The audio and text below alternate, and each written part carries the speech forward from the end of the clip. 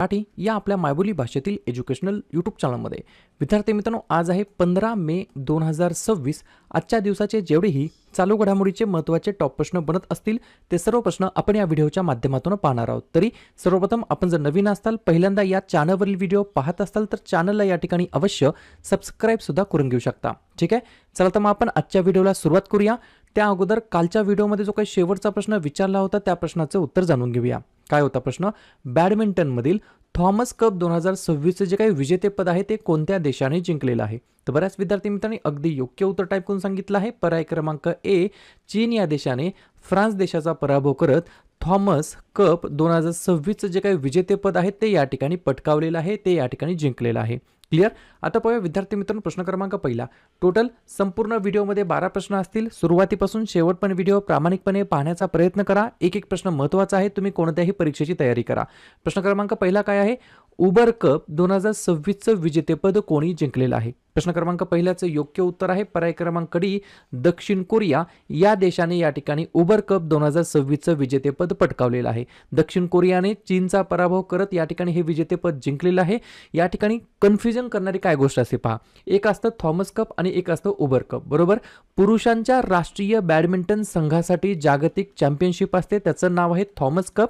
आणि महिलांच्या राष्ट्रीय बॅडमिंटन संघांसाठी जागतिक चॅम्पियनशिपचं नाव आहे उबर कप. याच्यामध्ये कन्फ्युजन करून घेऊ नका. ठीक आहे, जसं की मग आता 2026 मध्ये थॉमस कप आणि उबर कप हे दोन्ही चॅम्पियनशिप या ठिकाणी झालेले आहेत. आपण आत्ताच पाहिलं थॉमस कप कोणी जिंकला आहे?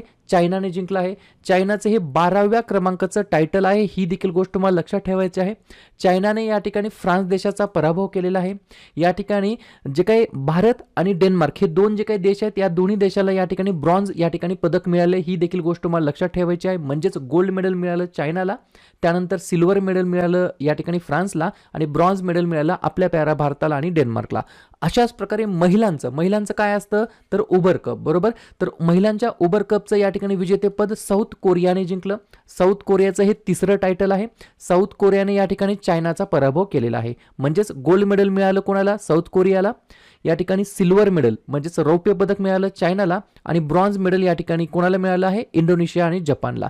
याच्यामध्ये बिलकुल कन्फ्युजन करून घ्यायचं नाही. ठीक आहे, थॉमस कप हे असतं पुरुषांच्या बॅडमिंटन या ठिकाणी क्रीडेसाठी, तर उबर कप असतं महिलांच्या बॅडमिंटन क्रीडेसाठी.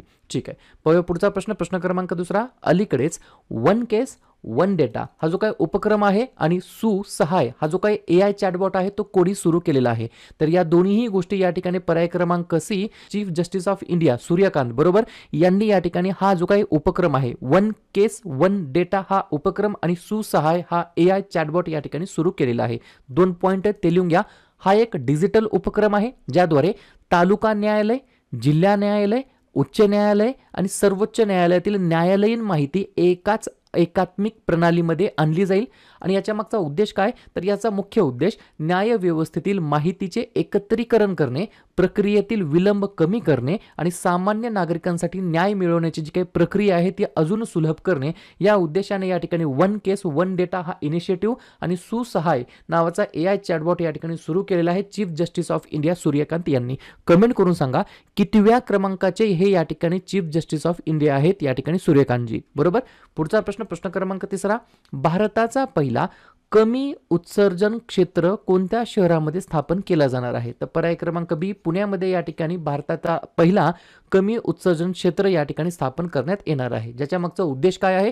तर या क्षेत्रामध्ये जुन्या पेट्रोल आणि डिझेल वाहनांच्या विशेषतः 2011 पूर्वीच्या आणि भारत स्टेज 3 मानकांची वाहने या प्रवेशांवरती या ठिकाणी निर्बंध या ठिकाणी आणले जाणार आहेत, जेणेकरून हवेची जी काही गुणवत्ता आहे, एअर क्वालिटी आहे ती सुधारण्यासाठी मदत होणार आहे. लक्षात घ्या, 2011च्या पूर्वीच्या आणि BS3 हे जे काय आहेत मानक आहेत, स्टँडर्ड्स आहेत वाहनांमध्ये बरोबर, त्यांच्या प्रवेशावरती निर्बंध या ठिकाणी आणले जाणार आहेत.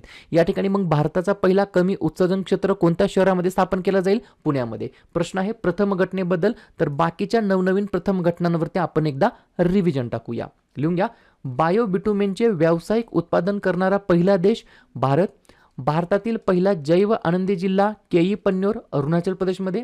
पहिले एकात्मिक खाजगी उपग्रह उत्पादन युनिट सानंद गुजरातमध्ये. ज्येष्ठ नागरिकांसाठी स्वतंत्र ज्येष्ठ नागरिक बजेट सादर करण्यात आलं केरळमध्ये. पहिले AI सक्षम विद्यापीठ चौधरी चरण सिंग विद्यापीठ मेरठमध्ये. पहिल्या डिजिटल आदिवासी स्वातंत्र्य सैनिक संग्रहालयाचे उद्घाटन छत्तीसगडमध्ये, पहिले PPP मेडिकल कॉलेज मध्य प्रदेशमध्ये, पहिले स्वदेशी MRI स्कॅनर कोठे विकसित करण्यात आलं तर बेंगलोरमध्ये वोक्सल ग्राइड्स या कंपनीद्वारे, पहिला चिप फॅब्रिकेशन फॅब प्लांट या ठिकाणी गुजरातमध्ये, आणि पहिला कमी उत्सर्जन क्षेत्र कोणत्या शहरामध्ये स्थापन केला जाणार आहे तर पुण्यामध्ये. ठीक आहे, पुढचा प्रश्न प्रक्रमांक 4. तुम्ही एक ऑब्झर्व केला असेल, मागच्या 15-20 दिवसापासून या ठिकाणी आपल्या चॅनलचे जे काही व्हिडिओ आहेत त्याच्यामध्ये जे काही व्ह्यूज येत असतात ते ड्रास्टिकली या ठिकाणी कमी झालेले आहेत. जे आपल्या चॅनलचे प्रत्येक व्हिडिओला व्ह्यू हे 20,000, 25,000, 28,000 हे प्रत्येक व्हिडिओला येत होते, ते डायरेक्टली आता या ठिकाणी 10,000, 11,000, 8,000, 9,000 आले. याच्या मागचं कारण काय तर या ठिकाणी जसं पावसाळा आला की छत्र्या विकतात, त्याच प्रकारे जसं भरती आली की या ठिकाणी काय होतं, विद्यार्थी काय करतात, चला रे बाबा आता यावेळेस आपल्याला एक्झाम काढायची आहे, सिलेबस शोधा, या ठिकाणी नवीन व्हिडिओ शोधा, याचा कंटेंट कुठे मिळतो, त्याचा कंटेंट कुठे मिळतो, हे अशा प्रकारचे विद्यार्थी असतात. आता हे उरलेले कोण आहेत, 8,000, 10,000 व्ह्यूज वाले, हे डेली या ठिकाणी अभ्यास करणारे विद्यार्थी आहेत. बरोबर, ऊन वारा पाऊस कुठली का परिस्थिती असणार, परीक्षा असो, जाहिरात येऊ किंवा जाहिरात न येऊ, जाहिरात येईल या अपेक्षेने, या आकांक्षाने या ठिकाणी कंटिन्यू अभ्यासामध्ये सातत्य, कन्सिस्टन्सी या ठिकाणी राखणारे हे विद्यार्थी आहेत. आणि मी गॅरंटी देतो हेच अशाच प्रकारचे स्टुडंट्स विद्यार्थी या ठिकाणी एक्झाम्समध्ये सिलेक्शन घेऊन येत असतात. बरोबर, बाकीचे काय करतात, फक्त भरती आली की मग सिलेबस शोधा, इथून त्यांची सुरुवात होते. त्याच्यामुळे तुम्ही जे काही तयारी करता त्याच्यामध्ये तुमचा जे काही अभ्यास असतो, त्याच्यामध्ये जे काही तुमचा परिश्रम असतो, त्याच्यामध्ये कन्सिस्टन्सी ठेवणं सगळ्यात जास्त महत्त्वाचं आहे. बरोबर, लिहून घ्या 4था प्रश्न. इंटरनॅशनल बिग कॅट अलायन्स, ज्याला म्हणता येईल IBCA, फुल फॉर्म काय, इंटरनॅशनल बिग कॅट अलायन्सचा 26वा सदस्य देश कोणता बनणार आहे. 4थ्या नंबरच्या प्रश्नाचं योग्य उत्तर आहे पर्याय क्रमांक A, सौदी अरेबिया हे या प्रश्नाचं योग्य उत्तर असणार आहे. 2 पॉईंट लिहून घ्या. या संघटनेचा उद्देश जगातील 7 प्रमुख मोठ्या मांजरवर्गीय प्राण्यांचे संवर्धन करणे आहे. हे 7 कोणकोणते प्राणी आहेत तर ज्यामध्ये वाघ, सिंह, हिमबिबट्या, बिबट्या, जगवार, प्युमा आणि चित्ता यांचा समावेश आहे. सोबत अजून एक गोष्ट तुम्हाला लक्षात ठेवायची आहे की भारत पहिल्या आंतरराष्ट्रीय बिग कॅट शिखर परिषदेचे आयोजन करणार आहे. ही देखील गोष्ट तुम्हाला याच प्रश्नासोबत लक्षात ठेवायची आहे. या ठिकाणी RTO AMVI ची जी काही पूर्व परीक्षा होणार आहे, बरोबर, त्याच्यासाठी इग्नाइट अकॅडमीने काय केलेले आहे, सर्वोत्तम दर्जाचे पुस्तके या ठिकाणी लॉन्च केलेले आहेत. दोन्ही माध्यमामध्ये असणार आहेत, मराठी माध्यमामध्ये देखील असणार आहेत आणि इंग्लिश माध्यमामध्ये देखील असणार आहेत. तुम्हाला हे जे पुस्तक जर पाहिजे असेल, तुम्हाला या पुस्तकांची जर गरज भासत असेल तर इग्नाइट अकॅडमीचं जे काही ॲप्लिकेशन आहे त्याच्यामध्ये तुम्हाला या ठिकाणी हे पुस्तक ऑर्डर करण्यासाठी तुम्हाला त्या ठिकाणी काय मिळेल, ऑप्शन मिळेल. बरोबर, हे जे काही अकॅडमीचं ॲप आहे त्याची लिंक डिस्क्रिप्शन बॉक्समध्ये देऊन ठेवतो. तुमची इच्छा असल्यास तुम्ही डाउनलोड करून हे पुस्तकं तुम्हाला घरपोच या ठिकाणी मागवता येतील. पुढचा प्रश्न क्रमांक 5. भारताची पहिली आर्टिफिशियल इंटेलिजन्स सक्षम ब्लॉक स्तरीय मान्सून अंदाज प्रणाली सिस्टीम कोणत्या संस्थेने सुरू केलेली आहे. 5व्या नंबरच्या प्रश्नाचं योग्य उत्तर आहे पर्याय क्रमांक D, भारतीय हवामान विभाग. बरोबर, या ठिकाणी लक्षात ठेवायचं आहे तुम्हाला, या विभागाने या ठिकाणी काय केलेलं आहे, इंडियाज फर्स्ट AI सक्षम ब्लॉक स्तरीय मान्सून अंदाज प्रणाली विकसित केलेली आहे. या ठिकाणी भारतीय हवामान विभागाची स्थापना 15 जानेवारी 1875 म्हणजे जवळपास 151 वर्षापूर्वी झाली. वर्तमानमध्ये याचे चीफ आहेत डॉक्टर जितेंद्र सिंह, हे अध्यक्ष आहेत, म्हणजे प्रमुख आहेत, हेड आहेत, मुख्यालय आहे दिल्ली या ठिकाणी.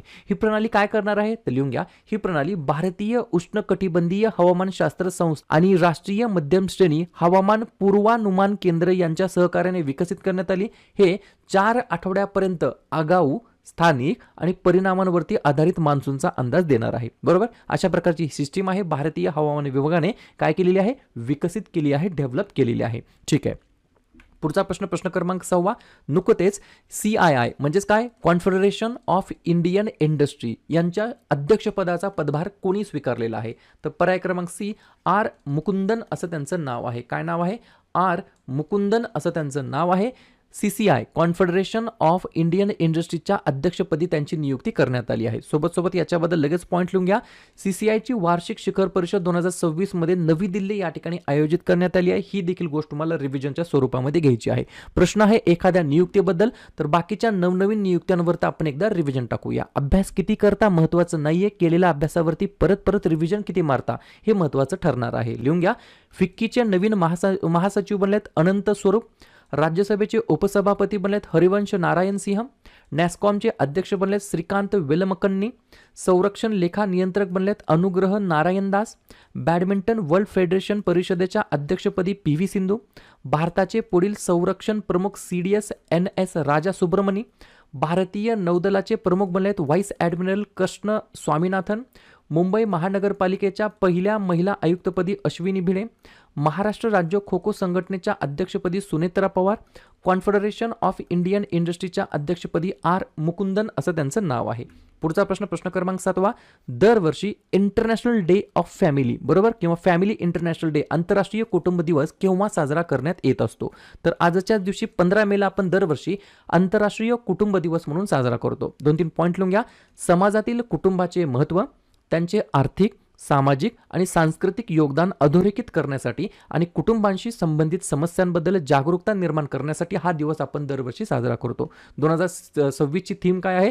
फॅमिलीज, इनइक्वॅलिटीज अँड चाइल्ड वेलबिंग, म्हणजेच कुटुंब, असमानता आणि बालकल्याण अशा प्रकारचा विषय आहे या ठिकाणी 2026 साठी आंतरराष्ट्रीय कुटुंब दिवसासाठी.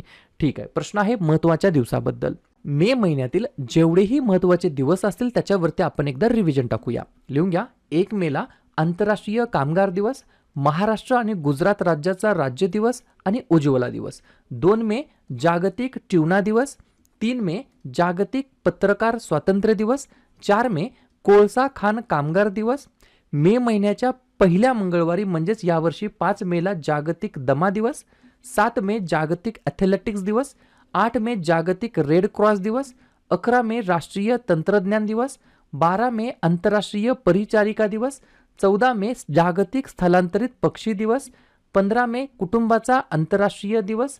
मे महिन्याच्या 3ऱ्या शनिवारी म्हणजे यावर्षी 16 मेला सशस्त्र सेना दिवस, 17 मेला जागतिक दूरसंचार दिवस आणि जागतिक उच्च रक्तदाब दिवस, 18 मे जागतिक एड्स लस दिवस आणि आंतरराष्ट्रीय संग्रहालय दिवस, 21 मे दहशतवाद विरोधी दिवस, 22 मे जैविक विविधतेसाठी आंतरराष्ट्रीय दिवस आणि 31 मे तंबाखू विरोधी दिवस आणि पुण्यश्लोक अहिल्याबाई होळकर यांची जयंती. क्लिअर. पुढचा प्रश्न क्रमांक 8. हिंद महासागरातील सामरिक महत्त्वामुळे अलीकडेच चर्चेत असलेली अगलेगा बेटे कोणत्या देशाची आहेत? तर पर्याय क्रमांक ए मॉरिशस या देशाची या ठिकाणी ते बिलॉंग करतात. 2-3 पॉईंट्स आहेत ते लिहून घ्या. अगलेगा बेटे हा पश्चिम हिंद महासागरामध्ये वसलेला मॉरिशसचा 2 बेटांचा समूह आहे. या बेटांमध्ये उत्तर बेट आणि दक्षिण बेट यांचा समावेश असून ओहोटीच्या वेळी ती एका नैसर्गिक वाळूच्या बेटाने जोडली असतात. त्यांची अर्थव्यवस्था प्रामुख्याने नारळाच्या तेलाच्या निर्यातीवरती अवलंबून आहे. ही बेटे एक महत्त्वाचा दळणवळण आणि सागरी निगराणी तळ म्हणून उदयास येत आहे, ज्यामुळे दक्षिण आणि पश्चिम हिंद महासागरामध्ये भारताची पोहोच अजून या ठिकाणी वाढण्यासाठी मदत होत आहे. पुढचा प्रश्न क्रमांक 9. जेरेम पॉवेल यांच्यानंतर US फेडरल रिझर्व्हचे पुढील अध्यक्ष कोण होणार आहेत? तर पर्याय क्रमांक सी केविन वॉर्श. बरोबर. जर तुम्ही शेअर मार्केटमध्ये जर कामकाज करत असाल तर तुम्ही या व्यक्तीला बऱ्याच वेळेला पाहिलं आहे. बरोबर. पॉवेल आहेत. बरोबर. तर यांच्या नंतर या ठिकाणी US फेडरल रिझर्व्हचे पुढचे प्रेसिडेंट या ठिकाणी बनले आहेत केविन वॉर्श असं त्यांचं नाव आहे. पुढचा प्रश्न. भारताने मे 2026 मध्ये सुरू केलेल्या भारत मेरीटाईम इन्शुरन्स पूलची एकूण विमा संरक्षण क्षमता किती आहे? 10व्या नंबरच्या प्रश्नाचं योग्य उत्तर आहे पर्याय क्रमांक सी 1.5 अब्ज अमेरिकन डॉलर्स एवढी या ठिकाणी काय आहे? एकूण विमा संरक्षण कॅपॅसिटी आहे आपल्या भारताची. उद्देश काय? तर पश्चिम आशियातील तणावाच्या पार्श्वभूमीवरती विदेशी पुनर्विमा कंपन्यांवरील निर्भरता कमी करणे आणि भारतीय जहाजांना युद्ध जोखीम कव्हर वॉर रिस्क कव्हर उपलब्ध करून देणे हा याच्या मागचा या ठिकाणी मुख्य उद्देश आहे. पुढचा प्रश्न. मे 2026 मध्ये मंजूर झालेला भारताचा पहिला स्वदेशी सेमी हायस्पीड रेल्वे प्रकल्प कोणत्या 2 ठिकाणांना जोडणार आहे? तर पर्याय क्रमांक सी वरील दोन्ही. कोण? तर पर्याय क्रमांक ए अहमदाबाद आणि पर्याय क्रमांक बी धोलेरा या 2 ठिकाणांना या ठिकाणी हा काय जोडणार आहे? तर रेल्वे मार्ग रेल्वे प्रकल्प या ठिकाणी या 2 ठिकाणांना जोडणार आहे. शेवटचा प्रश्न. भारताचे UPI प्लॅटफॉर्म स्वीकारणारा पहिला कॅरेबियन देश कोणता ठरलेला आहे? तर पर्याय क्रमांक सी त्रिनिदाद आणि टोबॅगो हा जो काही देश आहे तो या ठिकाणी भारताचे UPI प्लॅटफॉर्म स्वीकारणारा पहिला कॅरेबियन देश ठरलेला आहे. लक्षात घ्या. जे काय भारताचा युनिफाईड पेमेंट इंटरफेस आहे म्हणजे UPIचा फुल फॉर्म आहे युनिफाईड पेमेंट्स इंटरफेस स्वीकारणारा पहिला देश कोणता आहे असं विचारलं तर भूतान. बरोबर. त्याच्यानंतर नेपाळ. बरोबर. एक एक्स्ट्रा पॉईंट लिहून घ्या. 2026 पर्यंत भूतान, नेपाळ, सिंगापूर, संयुक्त अरब अमिराती म्हणजेच UAE, फ्रान्स, मॉरिशस, श्रीलंका आणि कतार या वेगवेगळ्या देशांनी या ठिकाणी UPI समाविष्ट केले त्या देशांच्या ट्रान्झॅक्शनच्या या ठिकाणी कॅटेगरीजमध्ये. क्लिअर.